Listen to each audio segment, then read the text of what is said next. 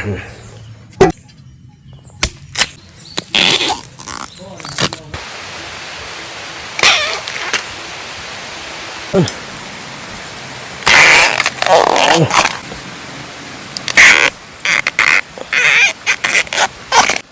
ได้กินแซ่บคือเก่าอันนี้ห้ามาเก็บผักกระแยงใส่แกงหน่อไม้พี่น้องเอ้ยพี่น้องเอ้ยห้าเรามึงเอากระบุกลำกระบุกก่อนลำบุกก่อนเราจุ่มจังสินี่แกงแซ่บนี่ลำจุ่มนี่อ่อนมันบ่คันนี่หลายเท่าไหร่พี่น้องเอ้ยเดี๋ยวจะหาลำกระบุกก่อนไปแกงใส่เห็ดใส่หน่อไม้แซ่บๆมื้อนี่นี่ลำใหญ่สินี่กันได้ยุ่นี่มันแก่แน่นิดนึงใหญ่จุ่มๆแบบนี้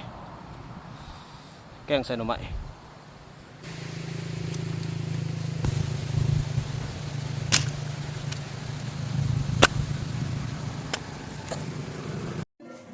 ลายนี้ไปยังไงสัมสีเอาเต็มหัวเลยเนาะ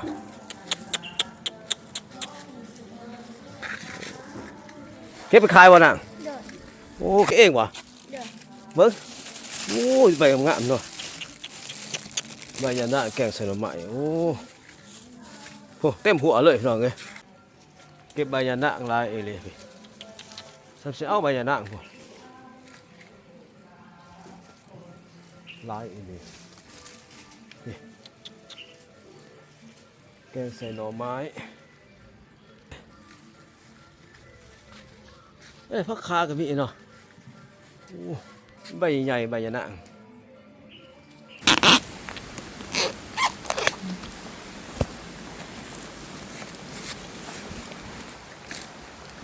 ตัวนี้แกงกี่ดอกพี่น้องเพาะพี่น้องเอ้ย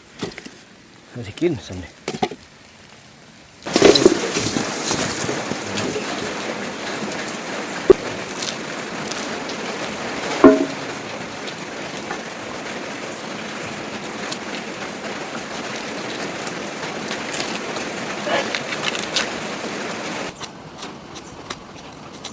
จับหน่อไม้แกงพี่น้องเอ้ยพอซบลิง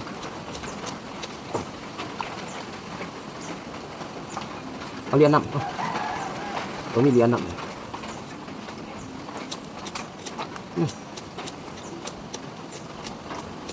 เอามาใหม่ๆสด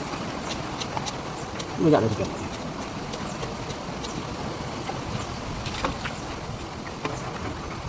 โอเค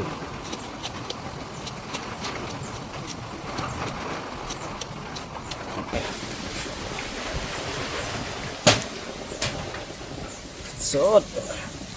50ข้างเตากำลังข้างไฟมาแกงแซ่บคือเก่ายานั่งเขาแช่ไว้เอาสิมาตำเขาเบื่อ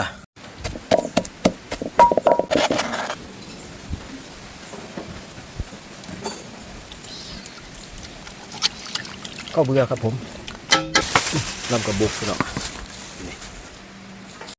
ลำกระบุกเห็นหัวรูกับมีนี่เห็นหัวรูนะพี่น้องเอ้ยแซ่บๆเลยนี่โอ้หมดคนตรงนี้ขึ้นมาลำกระบุกแซ่บคือเก๋านะเศษหัวรูนี่หัวรูอะไรแบบลำอีบุกเอ้านี่แซ่บแล้วปล่อยมันเปื่อยก่อน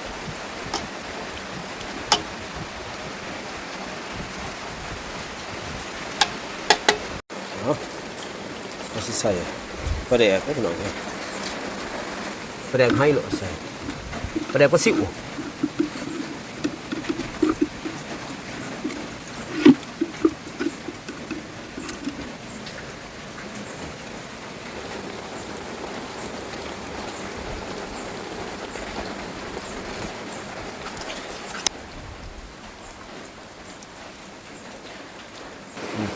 ลงไปผักเนี่ยพงได้พี่น้องเอ้ยป่ะ มีแมวอีก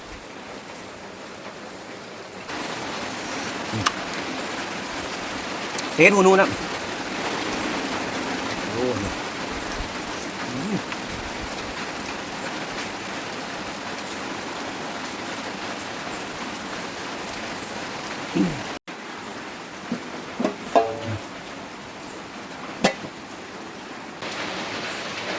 ลำอีบุกข้าวเหนียวร้อนๆเลยเดี๋ยวมาเด้อโอ้มาดิแซ่บๆร้อนมาเลย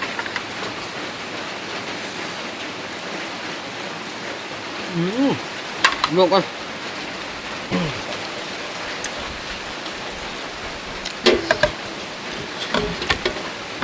แก้คนหอนล่ำกระบุก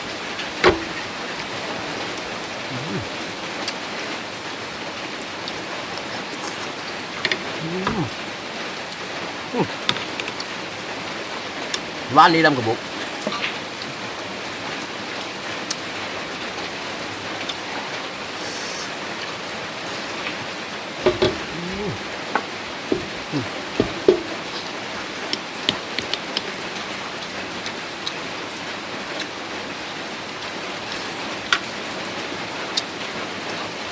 เฮ้ยหนู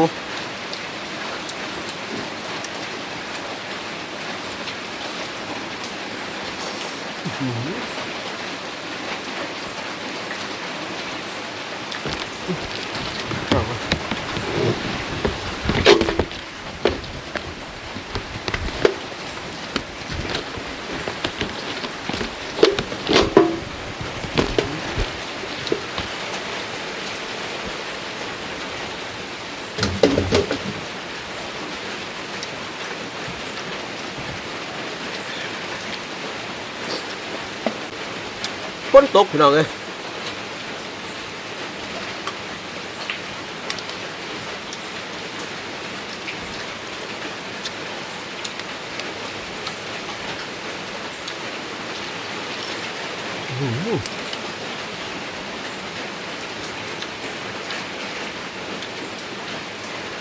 เป็นหนูเหรอ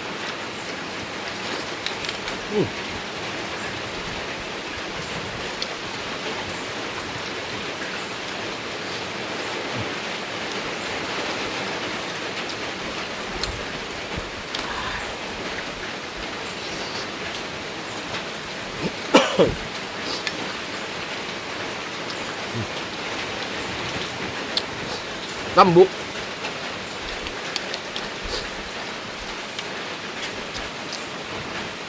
โอ้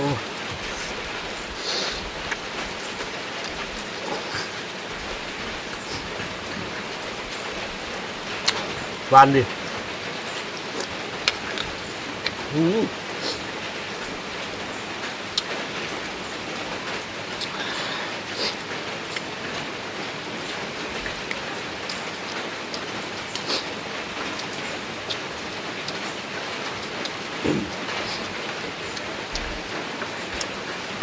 เนี่ย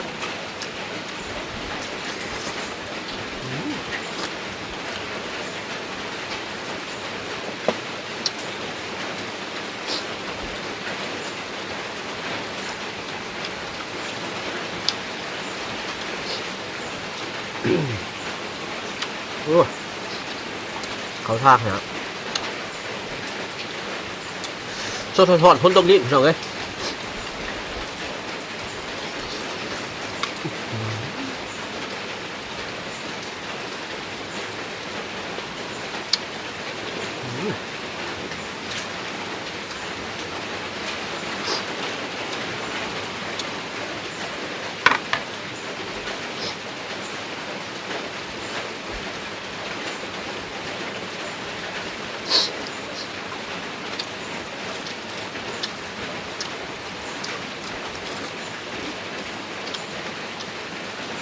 นั่งกับบุกอ่อน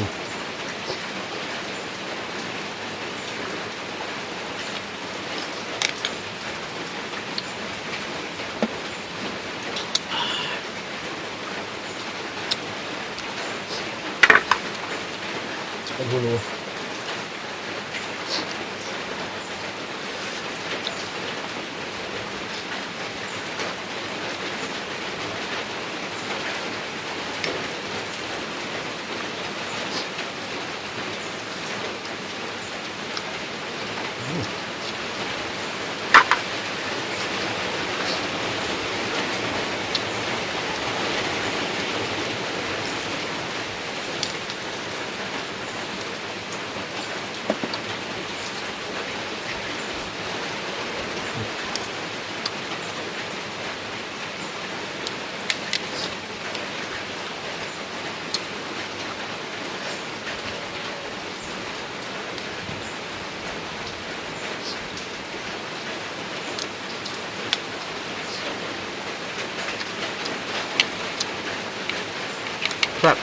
เต็มหม้ออยู่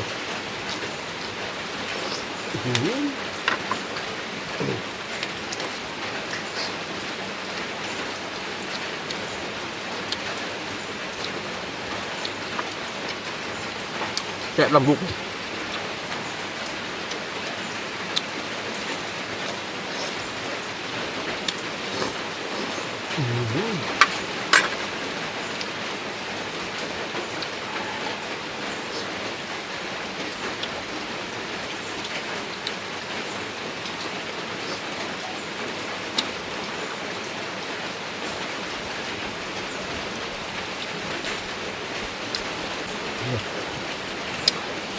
ลำบุกอ่อนๆด้วย